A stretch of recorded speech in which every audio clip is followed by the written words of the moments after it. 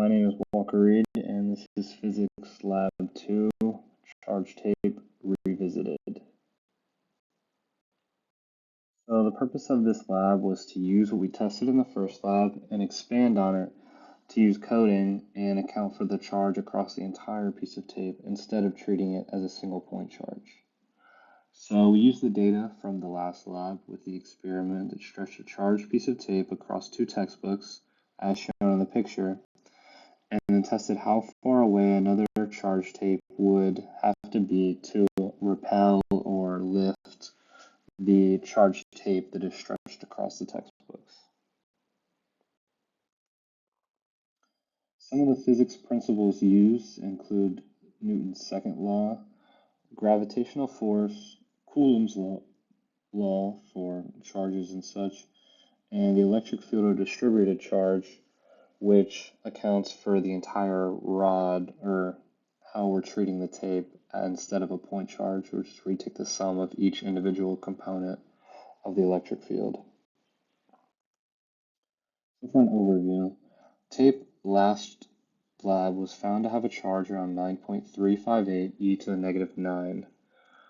Some possible sources of error in this lab and in the last lab is that it's possible that the tape could have lost some electrons due to being handled when completing the experiment.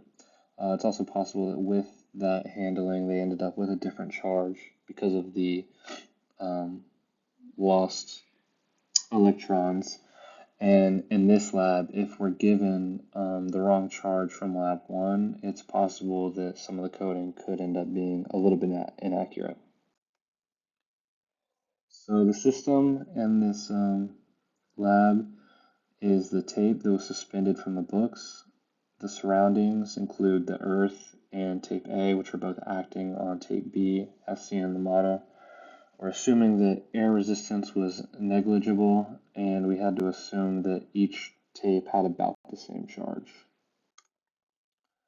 So for the setup of the experiment, the length of the tape was 0.1524 meters, which meant that the mass of the tape was 0.1524 grams, and that would make the force of gravity equal to 0.00149 newtons, which, using Newton's second law, would also mean that's what the electric force would be.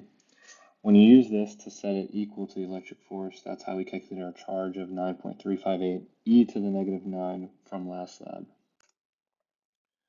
Here's the coding for this lab. So on the left side, you see the constants such as gravity and the 9 e to the 9. We also have the mass of the tape as stated, the charge from last lab, separation distance for when the tapes repelled each other, tape length, and the function that calculates the E field of the tape over its length. On the right side, we had to initialize the locations of each of the top tape and bottom tape and do the scale for which the E field would be on.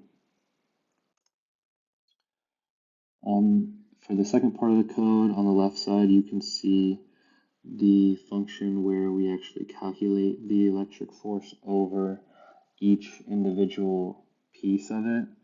And then on the right side is what the output of the code was, with the arrows pointing up. So for the what if statements and why, what if you had modeled each of your tapes as a single point charge like in lab 1? So in lab 1, we found the charge to be 9.358 e to the negative 9, and in this lab, we found it to be 1.508 e to the negative 8, which is about a 60% gain from last lab to this lab. Why do these differ? I believe that these differ because the method of calculating the charge is different, obviously. The point is calculating the charge as a single point instead of over the full distance, which means that the second model with the rod is more accurate as it's a representation of how the charges are actually interacting instead of like a single point.